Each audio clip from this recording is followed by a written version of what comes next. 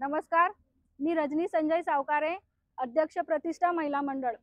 जसे काय आपल्या सगळ्यांना माहित आहे की गेल्या 3-4 दिवसापूर्वी मालेगाव इथे एक अगदी छोटीशी चिमुकली तिच्यावर अत्याचार करून तिच्या अगदी निर्गुणपणे तिची हत्या करण्यात आली।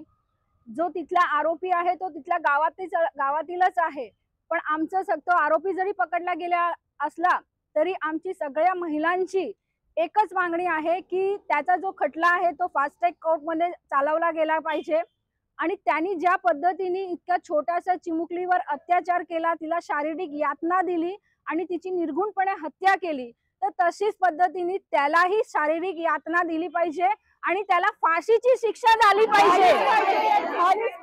फाशीची शिक्षा झालीच पाहिजे।